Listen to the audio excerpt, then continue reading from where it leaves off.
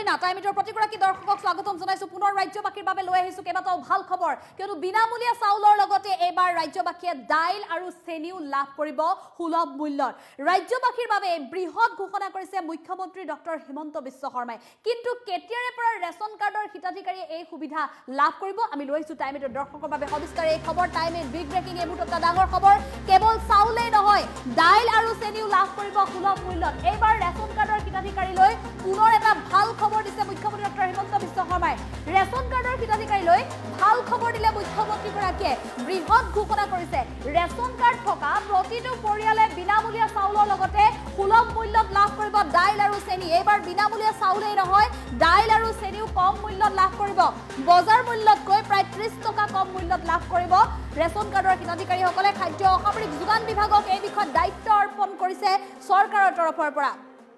Budget অধিৱেশনত এই সন্দৰ্ভত লোৱা হ'ব সিদ্ধান্ত বাজেট অধিৱেশনত এটা ডাঙৰ সিদ্ধান্ত লোৱা হ'ব এই সন্দৰ্ভত ৰেচন কাৰ্ড থাকিলেই পাব সকলো চৰকাৰী সুবিধা যিসকলৰ ৰেচন কাৰ্ড আছে তেওঁলোকে সকলো চৰকাৰী সা সুবিধা লাভ কৰিবলৈ সক্ষম হ'ব বিনামূলীয়াকৈ 5 লাখ টকাৰ চিকিৎসাৰ পৰা আৰম্ভ কৰি চৰকাৰী আঁচনিৰ ধন লাভ কৰিব কেৱল ৰেচন কাৰ্ডৰ হিতাধিকাৰীসকলে নতুনকৈ 20 লাখ লোকক প্ৰদান কৰা হ'ব ৰেচন কাৰ্ড গতিকে আপুনি আবেদন কৰিলে নাই আপোনাৰ পৰিয়ালত আছে নাই যদি নাই তেনেহ'লে শীঘ্ৰে আবেদন কৰক এই লোকসকলে লাভ কৰিব সকলো চৰকাৰী আঁচনি ৰেচন কাৰ্ড থাকিলে সকলো চৰকাৰী আঁচনি লাভ কৰিব এবাৰ চৰকাৰী কৰ্মচাৰীও লাভ কৰিব ৰেচন কাৰ্ড যিসকল চতুৰ্থ বৰ্গৰ কৰ্মচাৰী আছে তেওঁলোকৰ বাবে এই সুবিধা দিয়া হৈছে আৰু বাৰ্ষিক আয় 4 লাখ টকা বা তাতকৈ কম সকলোৱে পাব এই সুবিধা পূৰ্বতে 3 লাখ টকা আছিল কিন্তু এবাৰ বৃদ্ধি কৰি দিয়া হৈছে পুনৰ 4 লাখ টকা বাৰ্ষিক আয় হ'লে পাব ৰেচন কাৰ্ড আপোনাৰ পৰিয়ালত যদি ৰেচন কাৰ্ড নাই আজিয়ে কৰক আপুনি আবেদন আজিয়ে আবেদন কৰক সকলো সা সুবিধা লাভৰ বাবে নতুনকৈ প্ৰায় 40 লাখ লোকে লাভ কৰিব অৰুণোদয় আঁচনিৰ ধন ৰেচন কাৰ্ড থাকিলে পাব অৰুণোদয়ৰ সুবিধা ৰেচন কাৰ্ড যদি আপোনাৰ আছে তেনেহ'লে আপুনি সকলো সা সুবিধা পাব বিনামূলীয়া চিকিৎসা পাব চৰকাৰী আঁচনিৰ ধন লাভ কৰিব অৰুণোদয়ৰ সুবিধা পাব চৰকাৰী আৱাস গৃহ পাব উজ্জ্বলা আঁচনিৰ সুবিধা পাব মুঠতে প্ৰতিটো সুবিধাই আপুনি লাভ কৰিব ৰেচন কাৰ্ডৰ জৰিয়তে কিন্তু ৰেচন কাৰ্ডত পোৱা আপুনি বিনামূলীয়া চাউল কেইটাই নহয় এইবাৰ ৰেচন কাৰ্ডৰ বিনামূলীয়া চাউলৰ সমান্তৰালভাৱে আপুনি সুলভ মূল্যত আপুনি লাভ কৰিব দাইল আৰু চেনি এটা ডাঙৰ ঘোষণা কৰিছে মুখ্যমন্ত্ৰীগৰাকীয়ে ৰাজ্যবাসীৰ বাবে বহুদিন ধৰি যিহেতু ৰাজ্যবাসীয়ে বিচাৰি আছিল সকলোৱে কৈ আছিল যে চাউল কেইটাহে বিনামূলীয়া বুলি উল্লেখ কৰিছিল কিন্তু তাৰ লগত প্ৰয়োজনীয় সা সামগ্ৰীসমূহ চৰা দামত ক্ৰয় কৰিব লগা বুলি অভিযোগ উত্থাপন কৰি আছিল কিন্তু এই সকলো সমস্যা দূৰ কৰিবলৈ এতিয়া সাজু হৈছে ৰাজ্য চৰকাৰ ইতিমধ্যে মুখ্যমন্ত্ৰীগৰাকী এই বৃহৎ ঘোষণা কৰিছে শীঘ্ৰে দিন ঘোষণা কৰিব বাজেট অধিৱেশনত যিহেতু এটা ডাঙৰ সিদ্ধান্ত লোৱা হ'ব এই সন্দৰ্ভত ইতিমধ্যে ৰাজ্যবাসীৰ বাবে এই বৃহৎ ঘোষণা কৰিছে মুখ্যমন্ত্ৰীগৰাকীয়ে দাইল আৰু চেনি কম মূল্যত কি ধৰণে লাভ কৰিব কেতিয়াৰ পৰা লাভ কৰিব সেই সন্দৰ্ভত মুখ্যমন্ত্ৰীগৰাকীয়ে মন্তব্য কৰিছে আমি পুনৰ জনাইছো ৰেচন কাৰ্ড যিহেতু অতিকৈ মূল্যৱান এটা সম্পত্তি বৰ্তমান সময়ত কিয়নো ৰেচন কাৰ্ডৰ পৰা আপুনি সকলো সা সুবিধা পাব 5 লাখ টকা পৰ্যন্ত বিনামূলীয়া চিকিৎসা সেৱা লাভ কৰিব ৰেচন কাৰ্ডৰ যিসকল গৰাকী আছে তেওঁলোকৰ পৰিয়ালৰ সদস্যই লাভ কৰিব 5 লাখ টকা পৰ্যন্ত বিনামূলীয়া চিকিৎসা আকৌ অৰুণোদয়ৰ সুবিধা লাভ কৰিব বা চৰকাৰী অন্যান্য যিসমূহ সা সুবিধা আছে ৰেচন কাৰ্ড থাকিলেহে আপুনি লাভ কৰিব উজ্জ্বলা আঁচনিৰ সুবিধা লাভ কৰিব দুটাকৈ গেছ চিলিণ্ডাৰ 330 টকা পৰ্যন্ত চিলিণ্ডাৰ ভৰালে আপুনি কেছবেক লাভ কৰিব আৰু ইয়াৰ উপৰি প্ৰধানমন্ত্ৰী আৱাস যোজনা বা মুখ্যমন্ত্ৰী আৱাস যোজনাৰ অধীনত আপুনি পকী ঘৰ লাভ কৰিবৰ বাবেও আপোনাৰ হাতত থাকিব লাগিব ৰেচন কাৰ্ডটো গতিকে ৰেচন কাৰ্ডটো খুবেই প্ৰয়োজনীয় গতিকে আপোনাৰ পৰিয়ালত যদি এতিয়াও ৰেচন কাৰ্ড নাই তেনেহ'লে আপুনি শীঘ্ৰে আবেদন কৰি লওক কম মূল্যত আপুনি দাইল চেনি পোৱাৰ উপৰিও বিনামূলীয়া চাউল আৰু চৰকাৰী সকলো আঁচনিৰ সা সুবিধা লাভ কৰিব পাৰিব ৰেচন কাৰ্ডৰ জৰিয়তে আৰু মনত ৰাখিব এবাৰ আৰু এটা ভাল খবৰ যিহেতু চৰকাৰী যিসকল চতুৰ্থ বৰ্গৰ কৰ্মচাৰী আছিলে বা পেঞ্চনাৰ আছিলে তেওঁলোকৰ পৰিয়ালেও এবাৰ ৰেচন কাৰ্ড লাভ কৰিবলৈ সক্ষম হ'ব মুখ্যমন্ত্ৰীগৰাকীয়ে এই সন্দৰ্ভত বৃহৎ ঘোষণা কৰিছে আমি ৰেচন কাৰ্ড সন্দৰ্ভত কি মন্তব্য কৰিছে মুখ্যমন্ত্ৰীগৰাকীয়ে মন্তব্য আগবঢ়াবলৈ চেষ্টা কৰিম আমাৰ ৰেচন কাৰ্ডত আমি বিনামূলীয়াকৈ চাউল দিওঁ কিন্তু ৰেচন কাৰ্ডৰ লগতে বিনামূলীয়াকৈ নহলেও বজাৰৰ পৰা কিছু কম দামত আমি দালি আৰু চেনিও দিব পাৰো নেকি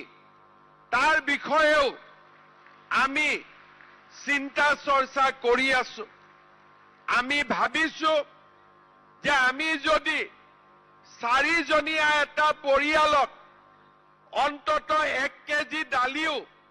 বজাৰতকৈ যদি 25-30 টকা কম দামত দিব পাৰো বিনামূলীয়া চাউল আৰু কম দামৰ দালিৰে আমাৰ পৰিয়ালটো যথেষ্ট উপকৃত হ'ব পাৰে তেনেকৈ চেনিৰ যদি বজাৰৰ দাম 70 টকা, আমি যদি 15 টকা 20 টকাও কমত দিব পাৰো, তেতিয়াহ'লে তাৰ পৰাও বহু ৰাইজ উপকৃত হ'ব পাৰে। আজিলৈকে অসমত আমি তেনেকুৱা কৰা নাই। কৰিব যাওঁতে কেনেকুৱা অসুবিধাৰ সন্মুখীন হ'ম সেই বিষয়েও মোৰ বহুত আইডিয়া নাই। কিন্তু আজিৰ পৰা এমাহ আগতে আমাৰ বিষয়াসকলৰ লগত মই কথা পাতিছো, যাতে আমি এনেকুৱা ব্যৱস্থা লাহে লাহেকৈ যাতে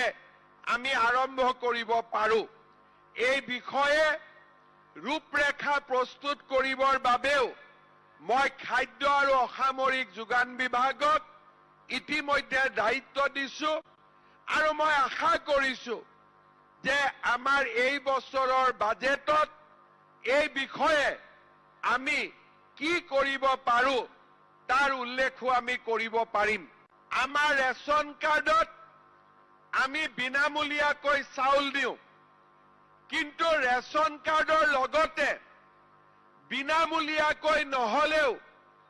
বজাৰৰ পৰা কিছু কম দামত আমি দালি আৰু চেনিও দিব পাৰো নেকি, তাৰ বিষয়েও আমি চিন্তা চৰ্চা কৰি আছো। আমি ভাবিছো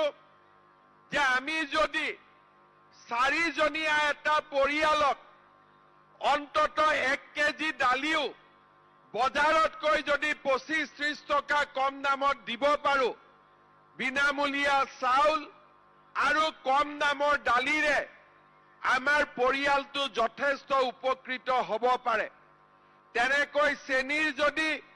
বজাৰৰ দাম 70 টকা, আমি যদি 15 টকা 20 টকাও কমত দিব পাৰো, তেতিয়াহ'লে তাৰ পৰাও বহু ৰাইজ উপকৃত হ'ব পাৰে। আজিলৈকে অসমত আমি তেনেকুৱা কৰা নাই। কৰিব যাওঁতে কেনেকুৱা অসুবিধাৰ সন্মুখীন হ'ম সেই বিষয়েও মোৰ বহুত আইডিয়া নাই। কিন্তু আজিৰ পৰা এমাহ আগতে আমাৰ বিষয়াসকলৰ লগত মই কথা পাতিছো, যাতে আমি এনেকুৱা ব্যৱস্থা লাহে লাহেকৈ যাতে আমি আৰম্ভ কৰিব পাৰো। এই বিষয়ে ৰূপৰেখা প্ৰস্তুত কৰিবৰ বাবেও মই খাদ্য আৰু অসামৰিক যোগান বিভাগক